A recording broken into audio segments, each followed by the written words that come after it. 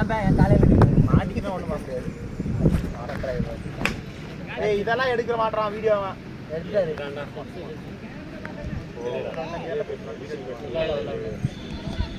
டேய் டேய் சண்டே போயிடுறா. இருடா. நான் தப்பே வரேன். வீட்ல காட்டுவான். அவன் வந்து